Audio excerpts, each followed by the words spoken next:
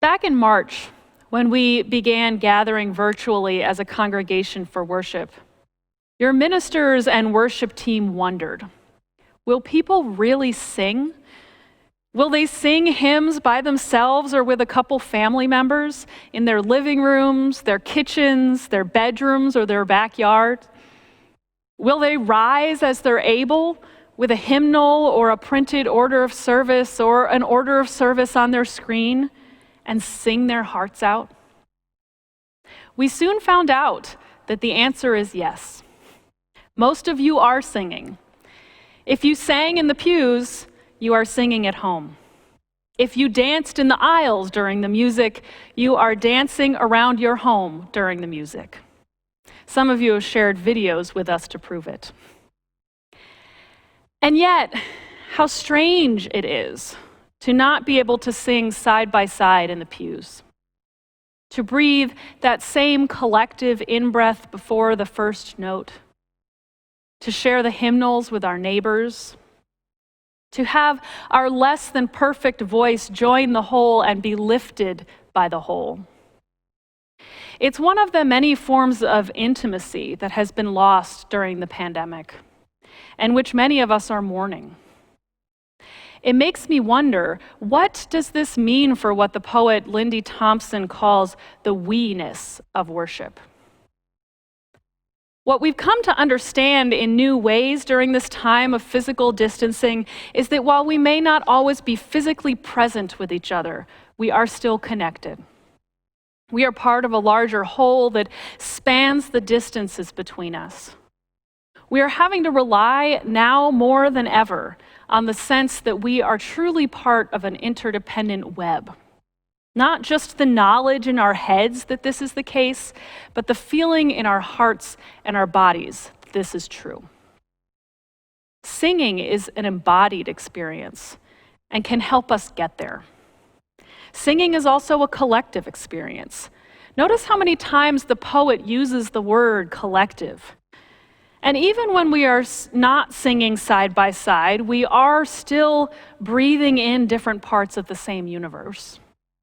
The Hebrew word ruach means both breath and spirit.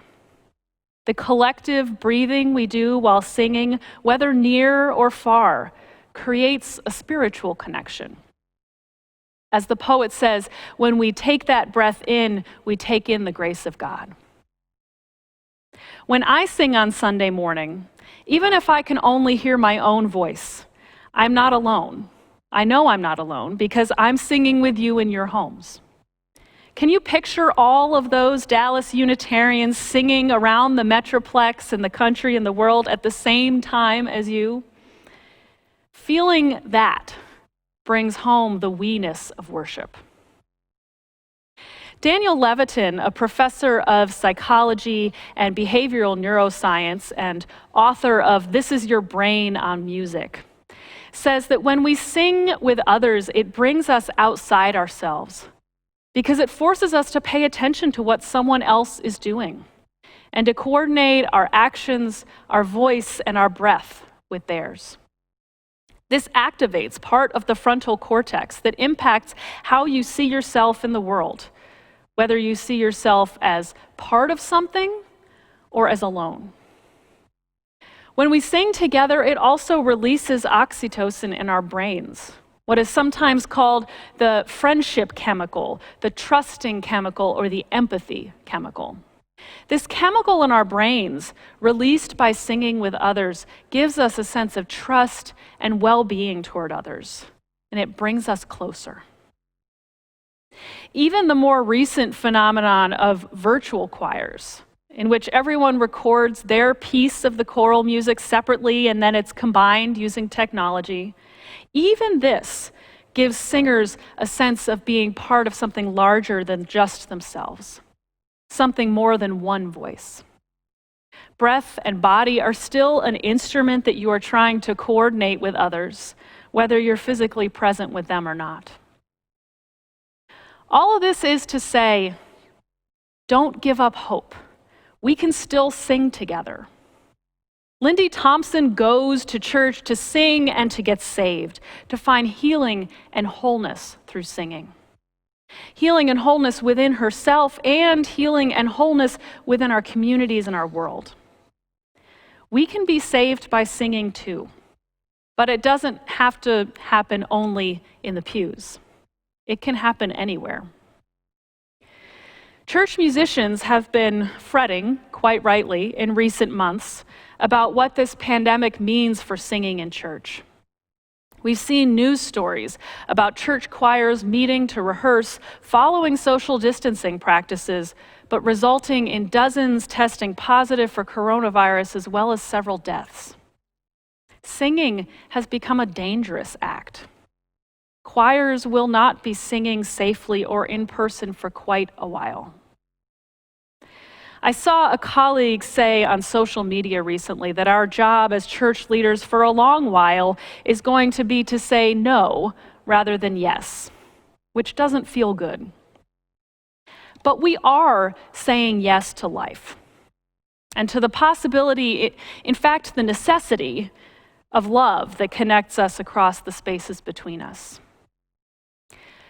Dr. Heather Nelson, a PhD in vocal pedagogy and voice science, and a church music director, points out that now is an opportunity for the church to try something different than usual, something different than what she has built her career around. She says, "I think it can be a wonderful opportunity to take music out of the church building and put it back into homes. This could be a wonderful opportunity for the church to sing everywhere." Doing virtual church has forced us to rethink what it means to be a church together, including what it means to be a singing congregation together.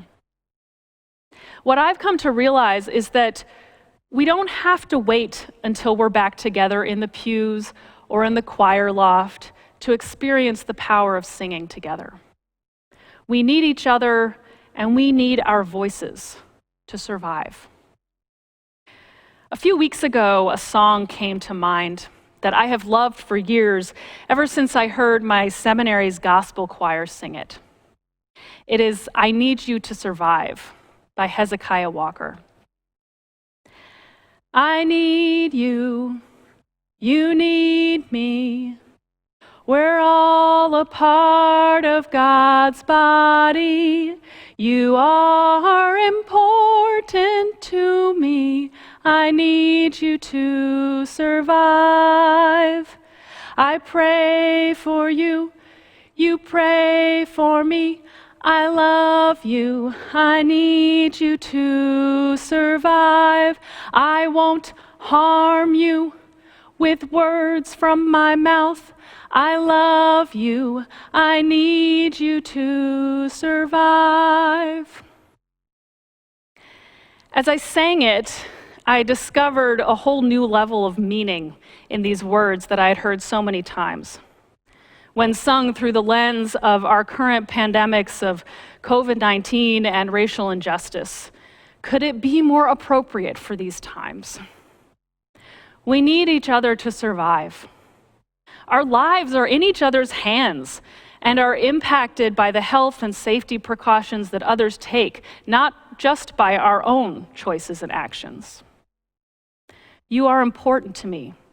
I love you. We are all a part of God's body, so let's care for ourselves and others. Living the love that we proclaim as the doctrine of our church, and which is the greatest commandment upheld by many religions. And perhaps most poignant to me, I won't harm you with words from my mouth. Whether it be the breath of singing that carries a virus, or words infused with hate that cause deep harm. This song reminds me that we are all human and fragile, and we depend on each other for our well-being and survival. I Need You to Survive feels like it could be the official anthem of social responsibility and interdependence in this time. I also need you to keep singing. We need singing to fuel hope in this uncertain time, to fuel connectedness in this time of isolation, to fuel resistance in the face of so much injustice. As one of you pointed out in this week's poetry class, reflecting on Lindy Thompson's I Go to Sing, it's singing that turns protests into a movement. We can join together in that collective in-breath before the first note in memory of those who have pleaded in the streets, I can't breathe. Singing takes us to a deeper emotional and spiritual place, grounding how we are with each other, how we work for justice, and how we hold out hope. It allows us, as the poet says, to forgive each other for being so terribly human and for being so terribly not there yet, so that we can work together. Singing breaks down walls, topples tyrants, hails a new creation, and gives us hope for a better world. We need all of these things right now. Church communities like ours are poised to be a force for good through song. Many of you gathered yesterday morning at City Hall for an event organized by church member Stephanie Womack called We Sing for Justice, in honor of Juneteenth, in protest against police brutality and demanding justice reform. Our singing makes a difference. We can sing in our homes as we come together on our couches for worship, and we can sing in the streets as we call for justice. We can come together using technology to create beautiful music, as so many are doing right now as virtual choirs. It takes quite a bit more work than singing in person, but it's worth it. Our own sanctuary choir is currently working on a virtual choir piece. And so did a group of congregations in Brooklyn, New York, including the Unitarian Church there. They asked themselves, how can we keep from singing? And their answer was, we cannot.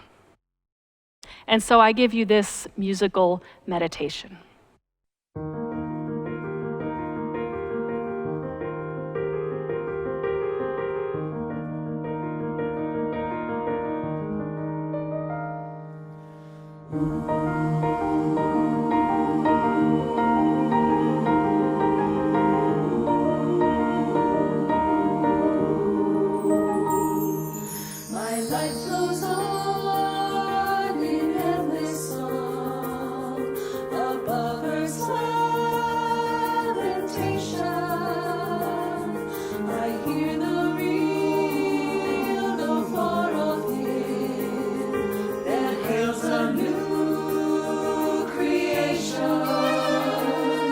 No storm can shake my